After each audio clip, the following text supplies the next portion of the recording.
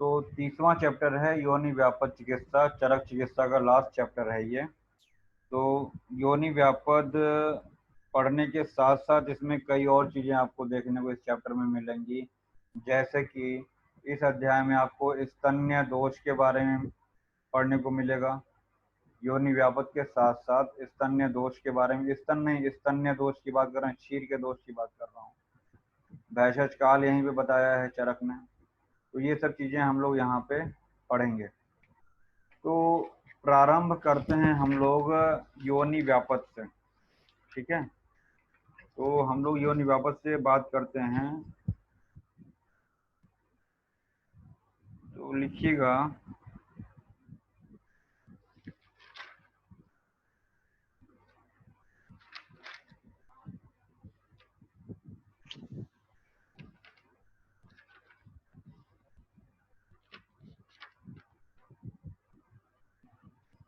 पहले तो योनि व्यापद का निदान लिख लीजिएगा, कारण क्या क्या होते हैं।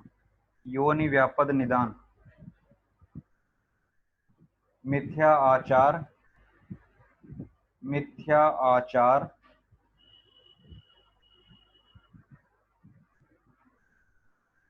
दूसरा प्रदुष्ट आर्तव, प्रदुष्ट आर्तव,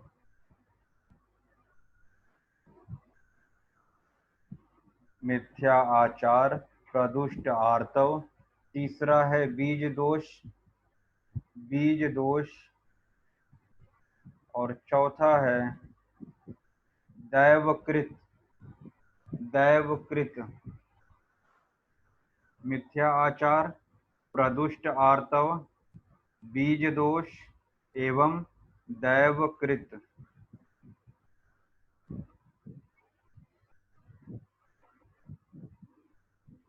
लिख लीजिएगा।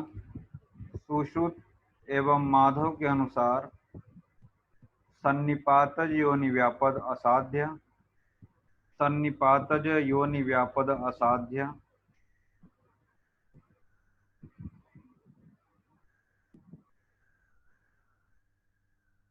अगला पॉइंट,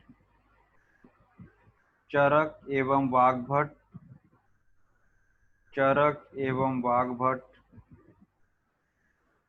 योनि व्यापद उपद्रव, योनि व्यापद उपद्रव बताया था अभी पिछले क्लास में। गैप, GAP, गुल्म, अर्श और प्रदर, गुल्म, अर्श एवं प्रदर।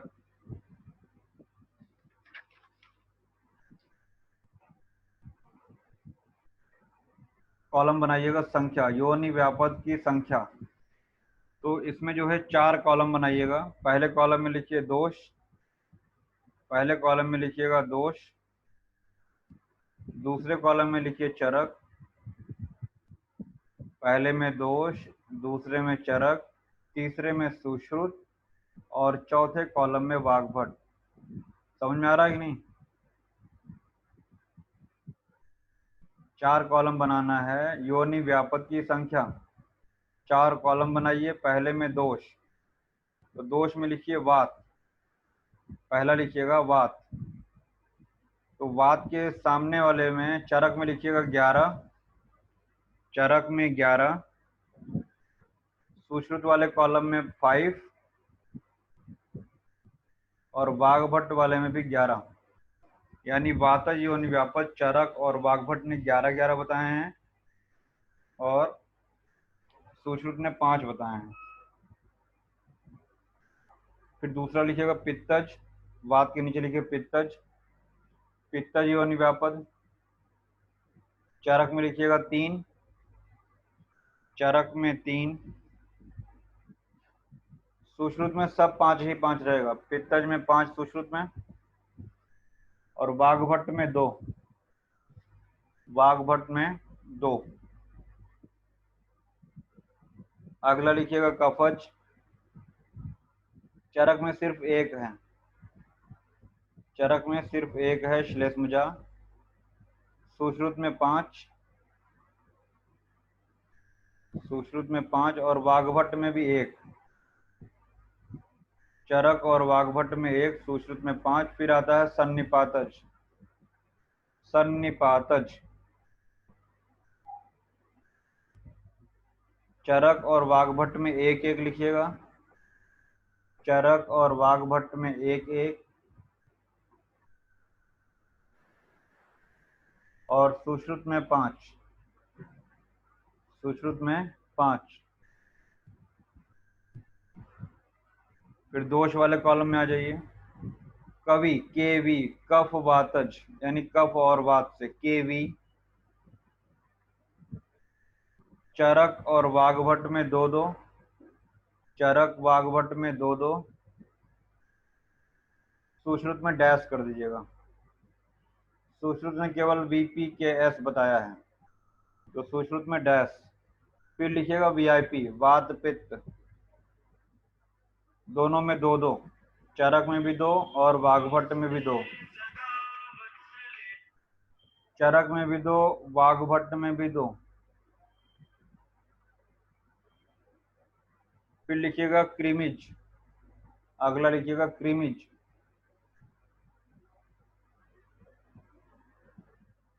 केवल वाग्भट ने बताया है 1, क्रीमिज केवल वाग्भट ने बताया है 1।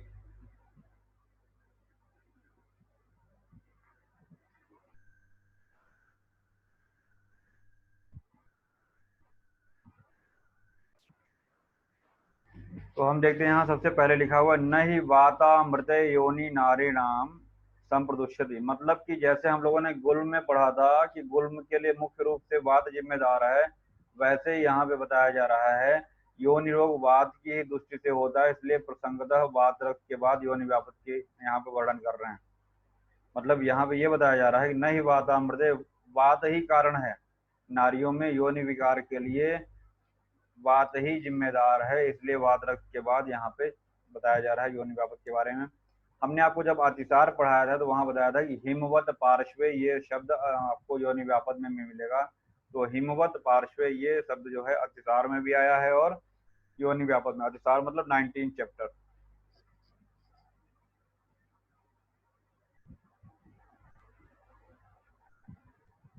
यद अपत्यानाम मूलम नार्यः परम निर्णाम, हे भगवान मनुष्यों की संतान का मूल कारण स्त्रियां जो बताई गई हैं उनकी योनि में उत्पन्न होने वाले रोग कैसे हो जाता है ना, तो उनके बारे में। अपत्यानाम मूलम नार्यम परम निर्णाम, तो देखने से लगता है कि वाजीकरण का तो नहीं, लेकिन याद रखिएगा ये योनि व्यापक का श्लोक है। अभी हमने आपको 4 पॉइंट लिखवाया है, ठीक है ना। मिथ्या आचरणे, दूसरा हमने लिखा है प्रदुष्ट आर्तव, तीसरा क्या लिखा है बीज दोष, और चौथा लिखा है दैव, यही लिखा है ना निदान।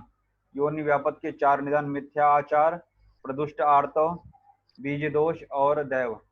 तो 20 प्रकार के योनि रोग स्त्रियों के मिथ्या आहार विहार के कारण, आर्तों की दुष्टि के कारण, शुक्र के दूषित होने के कारण, और दैव यानी कि दैवकृत होते हैं। भाग्य विपरीत नहीं बोलेंगे उसको, जो है दैवकृत कहेंगे, देवता की इच्छा की वजह से।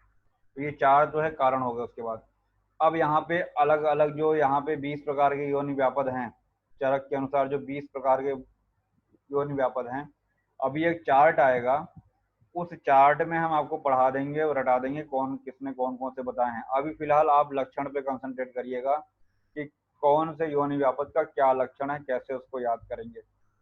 जहाँ पे इंपॉर्टेंट होगा वहाँ पे हम आपको बताते चलेंगे, जहाँ कंपैरेटिव होगा हम कंपैरिजन बताते चलेंगे, विमर्श में जहाँ सुश्रुत का आया होगा उसको हम बताते चलेंगे, ठीक है। बहुत ध्यान से पढ़िएगा, नहीं समझ में आएगा यूट्यूब पे भी रहेगा, उसको एक बार फिर रिकॉल करिएगा, देखिएगा। अगर फिर भी नहीं समझ में आएगा दोबारा देखने पे तो हमसे पूछिएगा, ठीक है।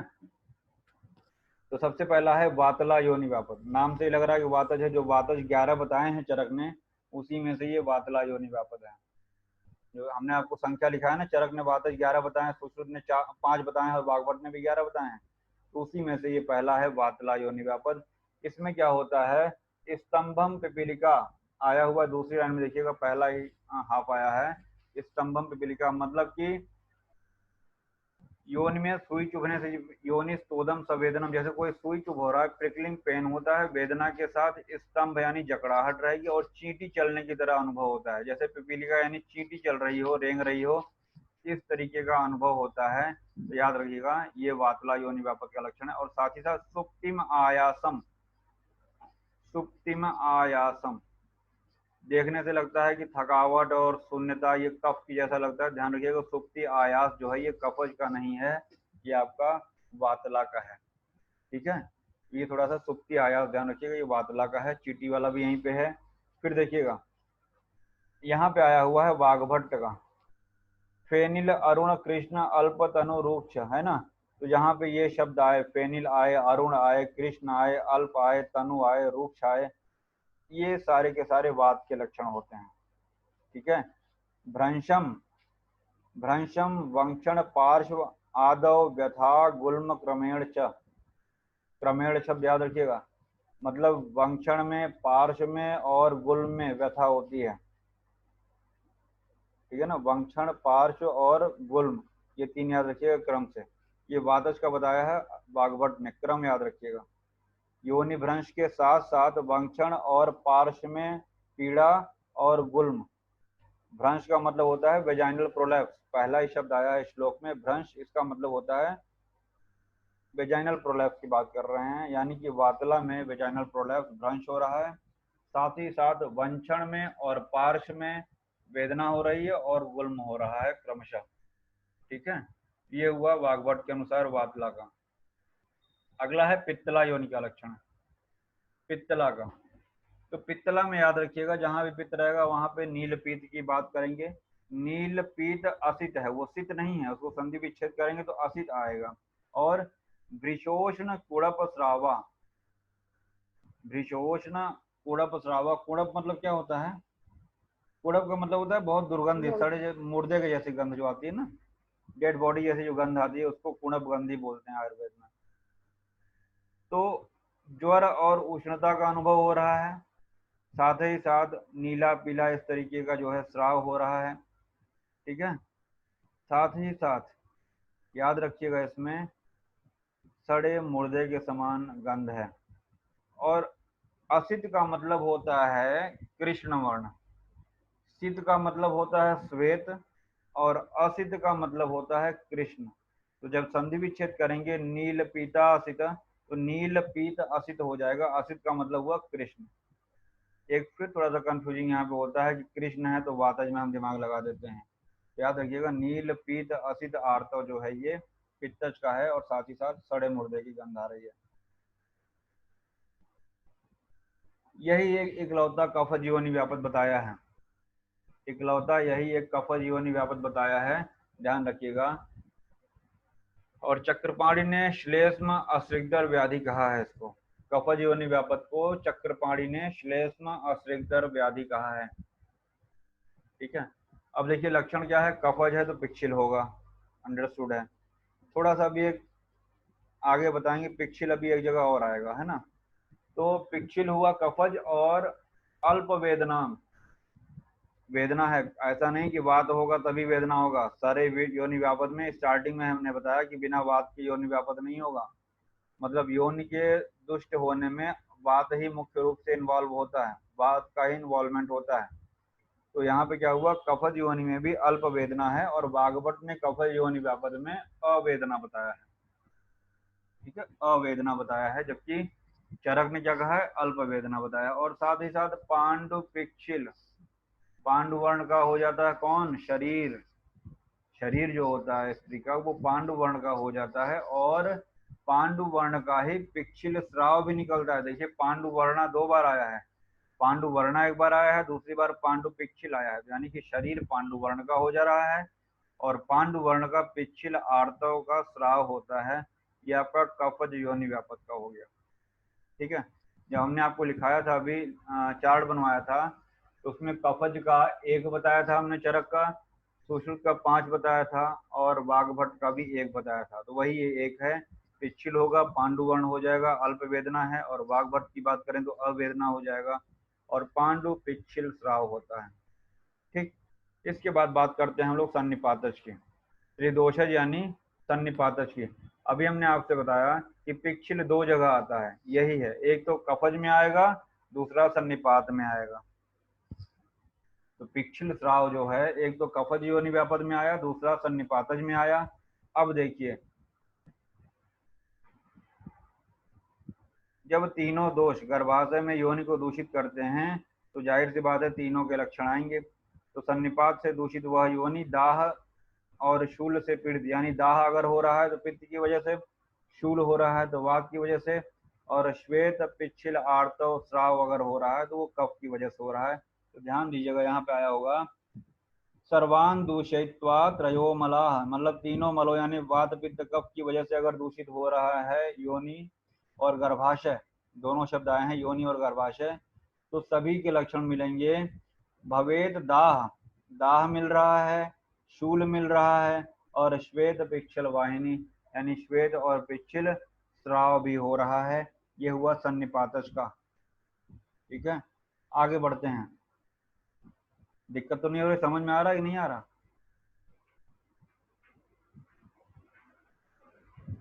बच्चा लोग समझ में आ रहा है? यस सर, सही सर। धीरे करें?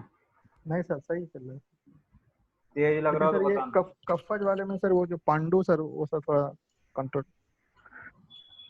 पांडु अक्सर जो मिलेगा ना, पांडु वर्ण आपको कफ में ही मिलेगा, ये भी हम बता दें।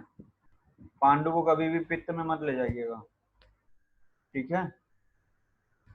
तो पांडु को अक्सर आप कफ में ही इन्वॉल्व करिएगा, और यहाँ भी कफज में ही पांडु आया है। अगली बात आती है रक्तजा की। अभी हमने ऊपर चक्रपाणी का एक बताया था कि असिगदर वाला जो बताया था, किसमें? श्लेष्मजा में ही बताया था, कफज में।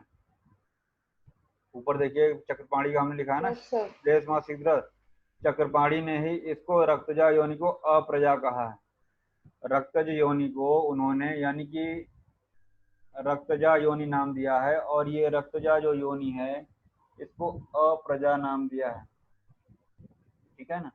और ये जो रक्तज योनि है, यहीं बगल में लिख लीजिए पी, इसमें दोष होगा पित्त, क्योंकि हमने आपको कहीं रक्तज चार्ट में तो लिखवाया नहीं है। हाँ, हमने कहीं आपको चार्ट में पित्त लिखाया है, वो रक्त लिखाया है? नहीं लिखाया है ना? तो रक्त पित्त वर्धक आहार विहार के सेवन करने से, रक्त पित्त वर्धक आहार विहार के सेवन करने से योनि प्रदेश में रहने वाला रक्त यदि पित्त से दूषित हो जाए, मतलब मुख्य रूप से रक्त दूषित हो रहा है, दोष कौन सा है? रक्त तो दूष्य हो गया ना, और दोष कौन सा है? पित्त हुआ, इसीलिए इसको पित्तज कहते हैं। तो पित्तज में तीन आते हैं, अभी हम सब नाम नोट करा देंगे फिलहाल। पित्तज में तीन आते हैं, एक तो पैत्तिकी होगा जो अभी हम लोगों ने ऊपर पढ़ा, दूसरा ये रक्त योनि जिसको रक्तजा भी बोलते हैं, और तीसरा भी आने वाला है अरजस का, है ना? तो पार, PAR याद रखते हैं। पित्तज में पार तीन PAR, बहुत स्मूथली रटाएंगे तभी रटेगा वो, ठीक है ना? तो PAR हो गया पार पित्तज, तो क्या हो गया? P से पित्तला हो गया या पैत्तिकी, A से क्या हो गया? अरजस का, और R से क्या हो गया? R से रक्तजा, यही जो आपके सामने है, और जिसको चक्रपाणी ने क्या नाम दिया है? अप्रजा। अब देखिए क्या लिखा हुआ है, रक्त पित्त वर्धक आहार विहार के सेवन करने से पित्त जो होता है वो रक्त को दूषित कर देगा। तो दूषित हो जाए तो गर्भ के रह जाने पर भी, यानी कि गर्भ स्थापित हो जाने पर भी लगातार स्राव होता रहता है। यानी कि गर्भ स्थापित तो हो गया, लेकिन पित्त वर्धक आहार, रक्त पित्त वर्धक आहार विहार के सेवन करने से क्या होता है कि रक्त दूषित हो गया है, तो रक्त के दूषित होने की वजह से गर्भस्राव होता रहता है। आज चतुर्था ततो मासात प्रसवेद गर्भ विच्छित, आपने गर्भस्राव की परिभाषा पढ़ी होगी कि 4 महीने तक गर्भस्राव होता रहता है, उसके बाद गर्भपात कहते हैं। तो गर्भ स्थापित हो जाने पर भी अगर आहार सही नहीं है, पित्तवर्धक आहार का सेवन हो रहा है, रक्तवर्धक आहार का सेवन हो रहा है, तो गर्भ के ठहर जाने पर भी रक्त का स्राव होता रहता है, तो उसे क्या कहते हैं? रक्तजा योनि कहते हैं। गर्भे अपि स असृजा। फिर देखिएगा, रक्त पित्त करैर्नार्या रक्तम पित्तेन दूषितम, रक्त जो होता है पित्त से दूषित हो जाता है। अति प्रवर्तते योन्याम लब्धे गर्भे अपि सृजा। अति प्रवृत्ति मतलब रक्त की अति प्रवृत्ति होती है योनि से गर्भ के धारण हो जाने के पश्चात भी, और इसे असृजा कहा गया है, या रक्तजा कहा है। रक्तजा कहिए चाहे असृजा कहिए, याद रखिएगा कि चरक ने मुख्य रूप से इसको असृजा कहा है। श्लोक में असृजा आया है तो असृक जो होता है वो रक्त का पर्याय होता है, इसीलिए हिंदी में रक्तजा कह दिया है। ठीक है, जब ओवर होने लगेगा तो बता देना, रोक देंगे वहीं पे। चक्रपाणी ने रक्त की अति प्रवृत्ति के कारण गर्भ प्राप्ति नहीं ऐसा बताया है और इसीलिए उन्होंने अप्रजा शब्द प्रयोग किया है। यानी कि रक्त की अति प्रवृत्ति हो रही है तो क्या बोलते हैं उसको, गर्भस्राव। गर्भस्राव अगर होगा,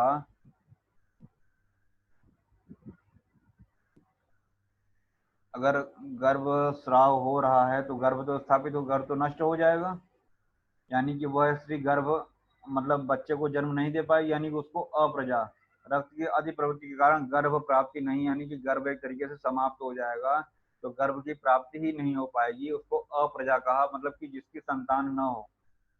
और अगर ऐसी व्याधि है तो उसकी संतान ही उत्पन्न, उसको अप्रजा चक्रपाणी ने कह दिया रक्तजा को।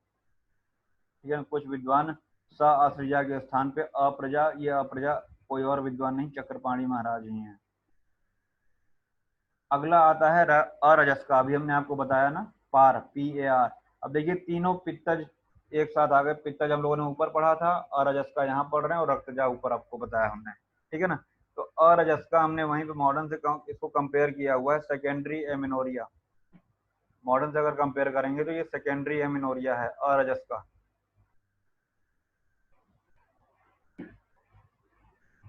सबसे इंपॉर्टेंट क्या है इसमें, स अरजस का मता कार्श वैवर्ण्य जननी भृशम, बहुत इंपॉर्टेंट है, कई बार पूछा गया है।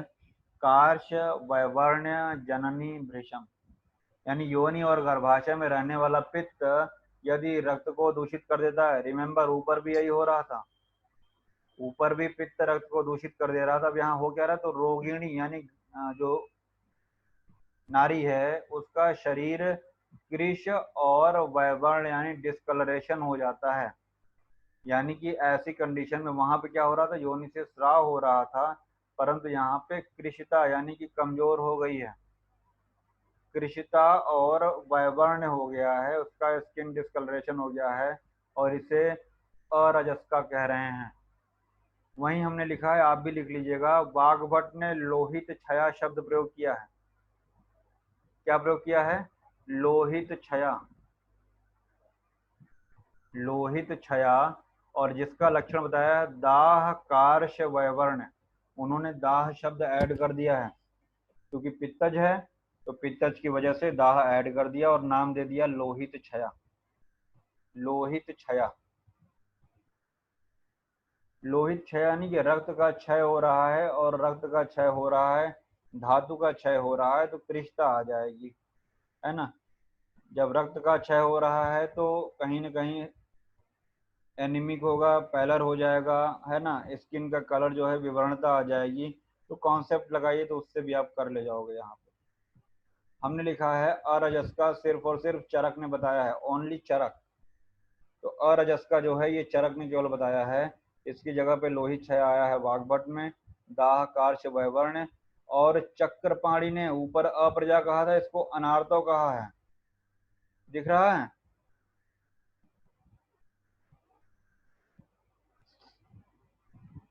अनार्तो, तो लिख लीजिएगा चक्रपाणी ने इसको अनार्तो कहा है, एमिनोरिया। हमने वैसे भी सेकेंडरी एमिनोरिया कंपेयर किया है मॉडर्न से, तो कार्श क्रिस्टा कहाँ पे आ जाएगा, अरजस का।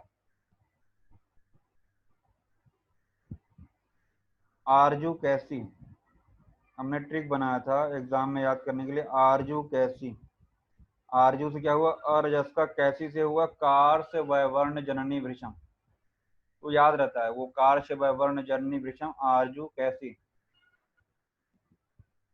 आगे बढ़े,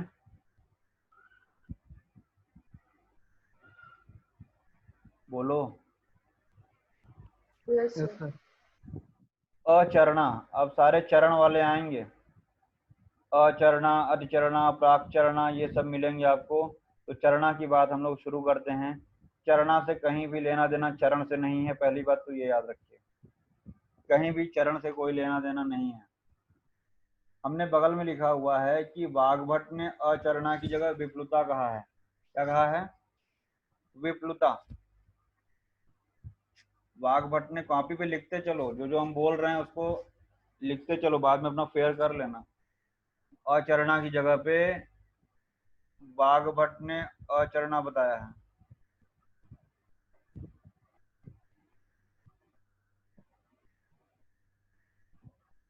देखिए, पहली बात तो ये है कि अगर प्रॉपर योनि की सफाई नहीं की जाएगी, है ना, स्वच्छता पे ध्यान नहीं दिया जाएगा, तभी ये अचरणा योनि व्यापद होता है। ठीक है ना। श्लोक में देखिएगा, पहला शब्द आया होगा अधावनात्। अधावनात् मतलब संधि विच्छेद करेंगे तो अधावनात् बहुत पूछा जाता है। पीजी एंट्रेंस में अचरणा का लक्षण बहुत पूछा जाता है। इसमें 3 लक्षण है, तीनों हम आपको बता रहे हैं। तो पहला है आपका अधावनात्, मतलब कि स्वच्छता, धावन यानी कि साफ सफाई न करने से। ठीक है ना। योनि प्रदेश का स्वच्छता यानी साफ सफाई न करने की वजह से। दूसरा है जंतवः। जंतवः मतलब कृमि पड़ जाते हैं, कृमि उत्पन्न हो जाते हैं। अगर कृमि उत्पन्न हो जाएंगे तो क्या होगा? कंडू होगा, इचिंग होगा। अगर कंडू होता है, और सॉरी कृमि उत्पन्न हो जाता है, तो कृमि की वजह से कंडू होगा। तो हमने आपको पहला पॉइंट बताया अधावनात्, है ना। दूसरा बताया जंतवः यानी कृमि पड़ जाएंगे। तीसरा है कंडवः, कृमि हो जाएंगे तो कीड़े पड़ जाएंगे तो कंडू होगा, इचिंग होगा। और साथ ही साथ अति नर आकांक्षिणी। अति नर आकांक्षिणी, पुरुष की इच्छा अधिक होती है। तो इसमें आपको ये चारों पॉइंट याद रखना पड़ेगा, अचरणा। ठीक है ना। मॉडर्न में इसको कॉन्स्टिट्यूशनल निम्फोमेनिया लिखा है मैंने, कॉन्स्टिट्यूशनल निम्फोमेनिया।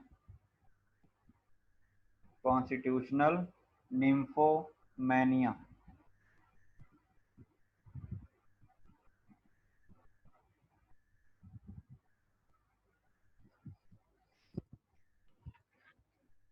नीचे सुश्रुत का अचरणा का लिखा हुआ है एक लक्षण,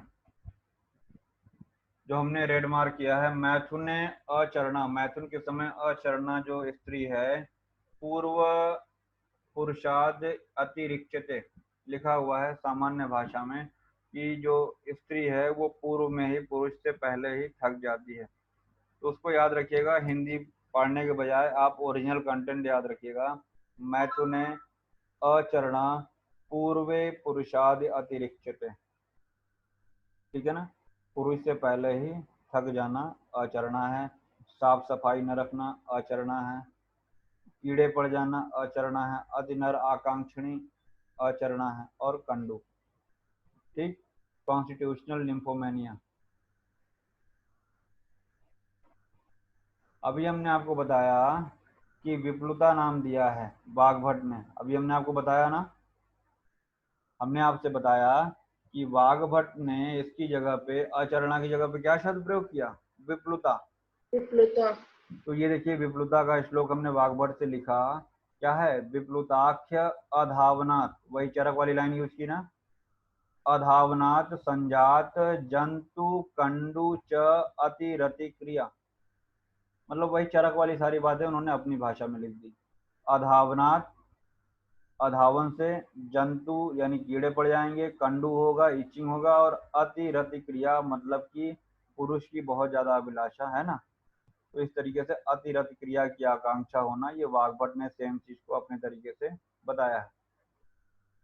अभी था ये अचरणा, दूसरा है अतिचरणा। अतिचरणा लिख लीजिएगा। मॉडर्न में इसको कंपेयर किया गया vaginitis, vaginitis with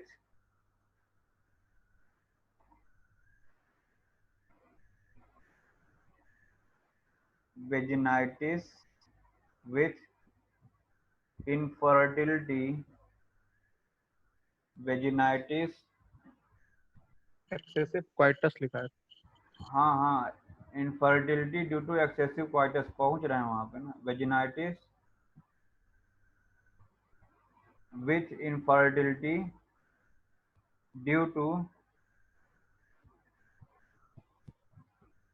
excessive coitus, COITUS।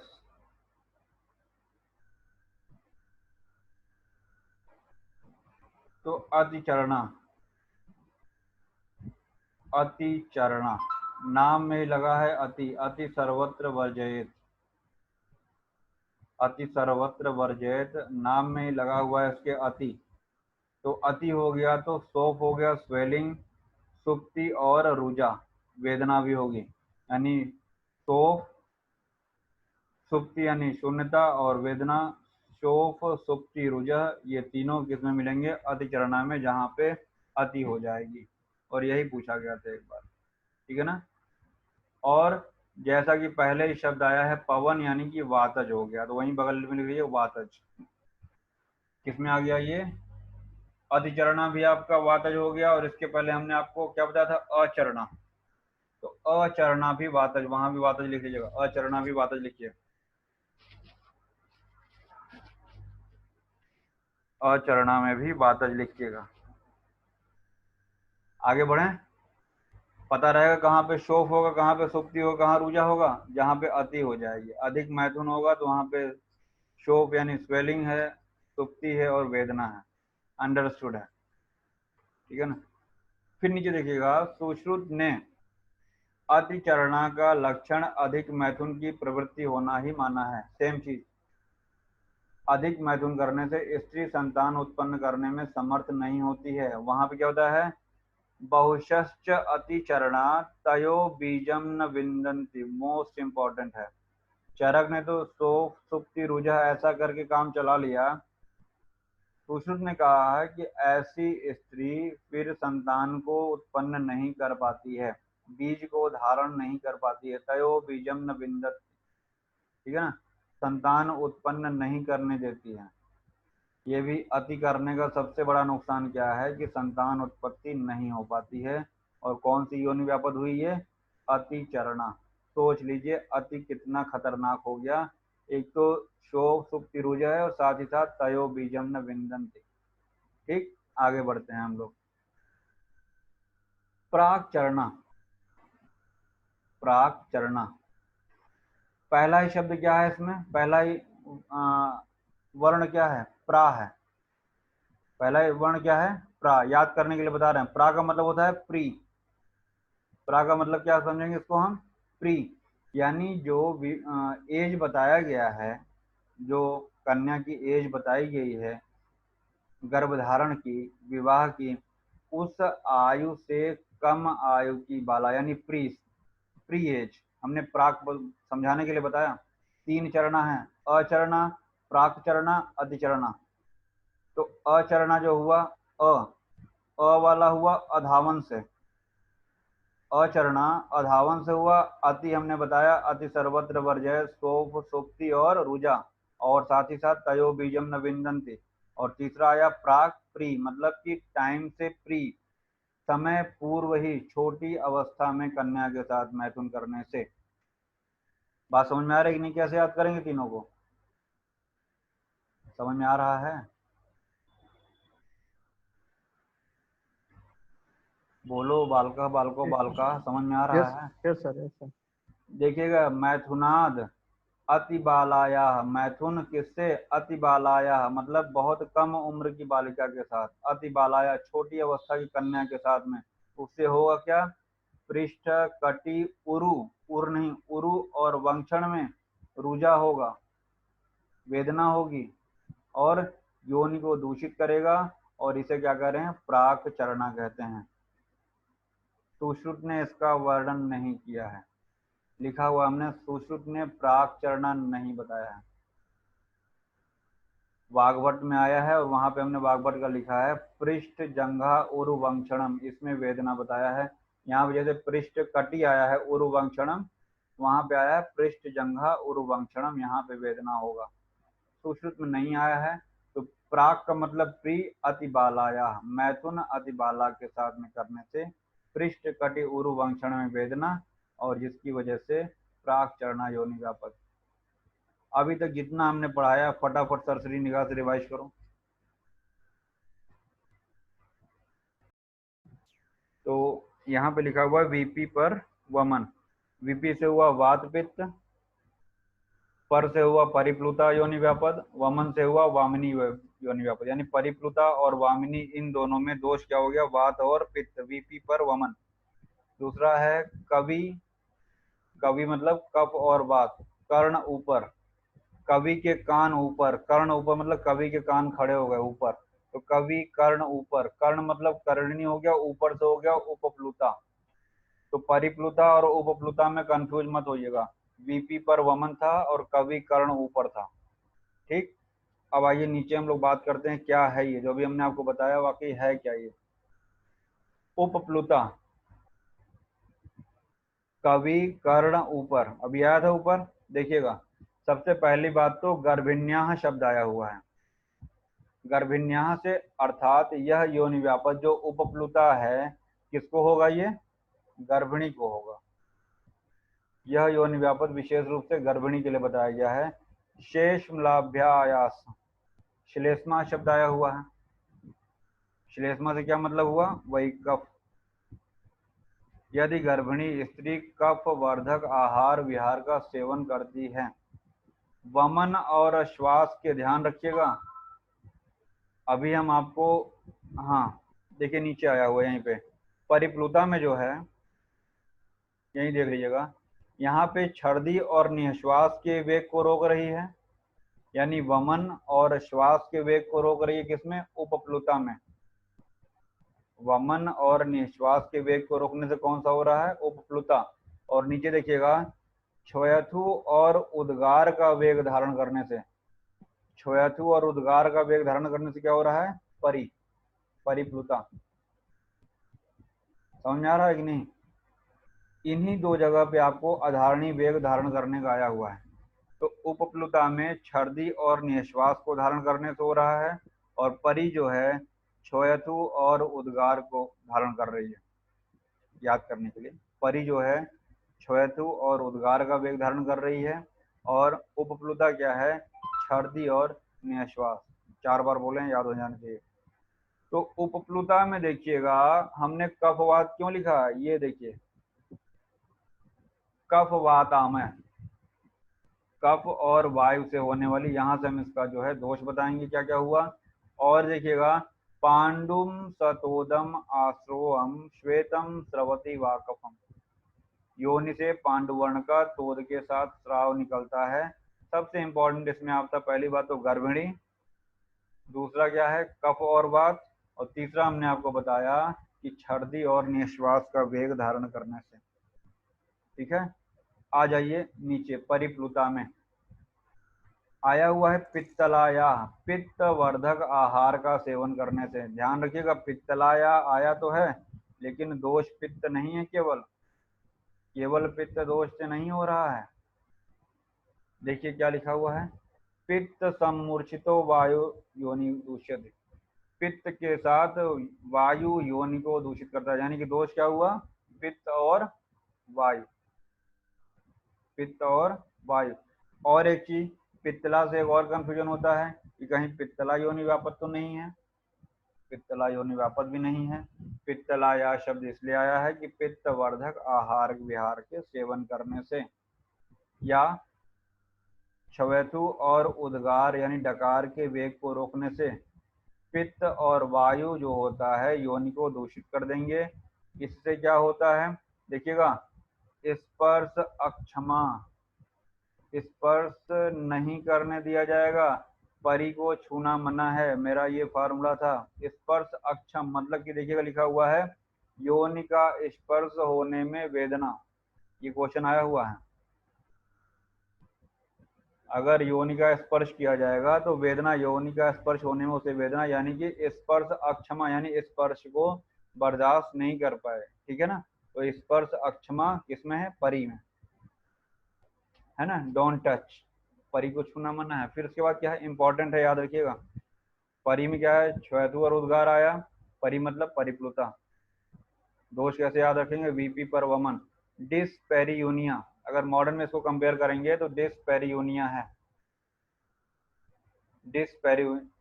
डिस्पेरियूनिया होता है कि क्वाइटस के टाइम में पेन होना, है ना। क्वाइटस के टाइम में पेन होना, इसको डिस्पेरियूनिया बोलते हैं। तो वही है स्पर्श अक्षमा। पित्तवर्धक आहार का सेवन। और देखिएगा शूना स्पर्श अक्षमा, यहाँ शून्य का मतलब शोथ से है। अभी एक शोथ हम लोगों ने ऊपर भी पढ़ा था अधिचरणा में, वहां पे डायरेक्ट शोथ लिखा हुआ था, शोथ, है ना। यहाँ पे क्या लिखा, शूना स्पर्श अक्षमा सा आरती नील पीतम अश्रिकम। जो रक्त निकलेगा, जो रक्त का स्राव होगा वो नीले पीले वर्ण का निकलेगा, है ना। और श्रोणी वंक्षण पृष्ठ में वेदना होगी, है ना। परिप्लुता श्रोणी वंक्षण पृष्ठ में वेदना। थोड़ा सा इसको देखने से ऐसा लगता है, एक होता है, अभी आएगा तो बताएंगे, डिस्मेनोरिया नाम सुना होगा आपने, ये डिस्पेरियूनिया है। डिस्मेनोरिया क्या होता है, किसी को पता है? डिस्मेनोरिया क्या होता है? कष्ट सर, पेनफुल मेंसेस। हाँ, तो वो ये डिस्पेरियोनिया है, वो डिस्मेनोरिया है, उसमें भी होता है, उसमें भी वेदना होती है, श्रोणी वंक्षण प्रदेश में वेदना होती है। थोड़ा सा यहाँ पे आपको कंपैरेटिव देखना है कि ये जो है कष्ट आर्तव नहीं है, कष्ट आर्तव या कृच्छार्तव नहीं है, मेनोरिया नहीं है, ये डिस्पेरियोनिया के लिए आया है। श्रोणी वंक्षण पृष्ठ आरती ज्वरा आर्तया।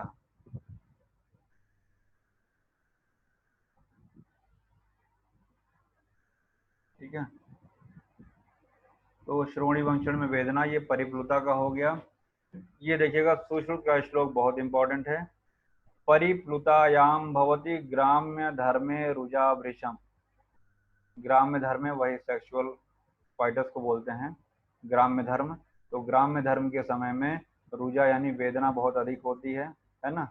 मैथुन के समय में वेदना बहुत अधिक होती है, किसमें? परिप्लुता में।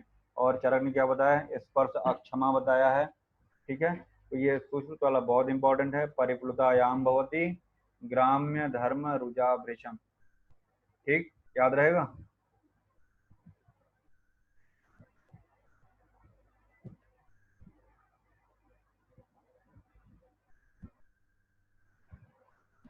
उदावर्तनी,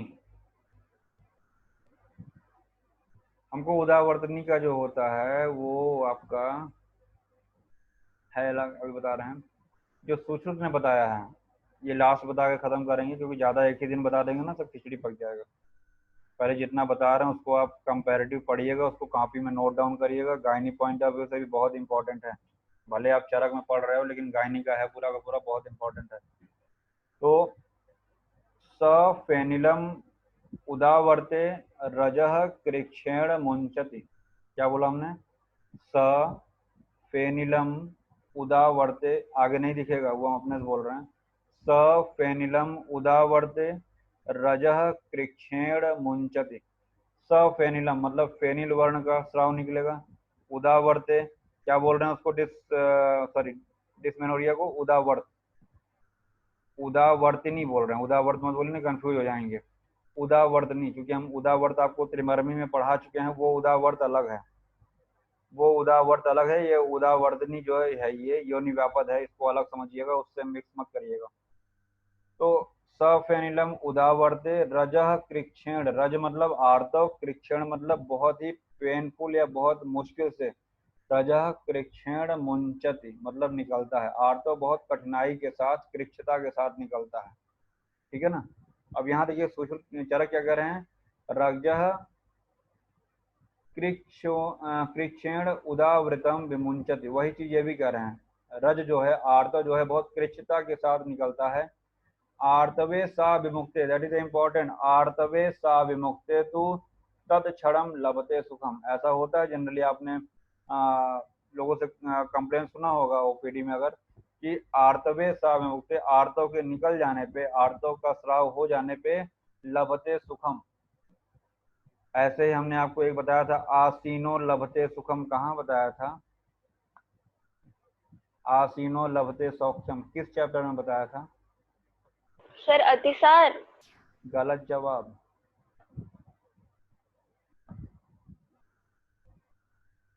श्वास पढ़ना जरा फिर से, तमक श्वास। लेटने पे बढ़ जाता है, बैठने पे उसको आराम मिलता है। आसीनो लभते सौख्यम। वैसे यहाँ पे आया है आर्तव सा विमुक्ते तू तत्क्षणम लभते सुखम। आर्तव के विमुंचित यानी विमुक्त यानी निकल जाने पे, आर्तव स्राव हो जाने पे लाभ मिल जाता है, यानी जो पेन होता है उसमें कमी आ जाती है। रजसो गमनाद ऊर्ध्वम गेयोद उदावर्तनी बुधे। इसमें क्या था, रजक क्षीण वाला था और आर्तव विमुक्त होने पे लाभ मिलेगा, यही उदावर्त का है। वेगों को रोकने पर जब वायु ऊपर की ओर हो जाती है तो वायु योनि को भी ऊपर की ओर उठा लेती है। ऐसी दशा में भयंकर वेदना होती है। वेदना से पीड़ित योनि रज को कठिनता से ऊर्ध्वमुखी होकर निकालती है। अर्थात जब योनि का मुख ऊपर की ओर हो जाता है तो उससे निकलने वाला रज ऊर्ध्वगामी ही हो जाता है। उसके बाहर निकलते समय योनि में बड़ी कठिनाई होती है। जब योनि से आर्तव निकल जाता है तो वेदना शांत हो जाती है। रज के ऊपर की ओर जाने से इस रोग का नाम उदावर्तनी है।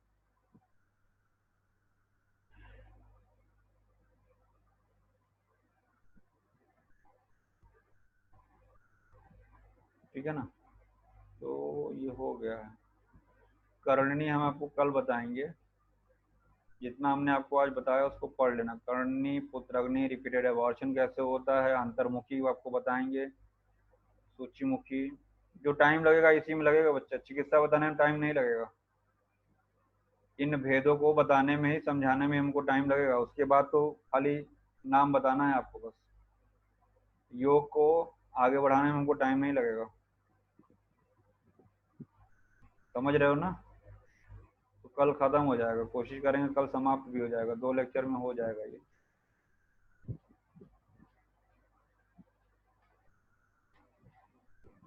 कल हम लोग उसका सेकेंड पार्ट पढ़ते हैं।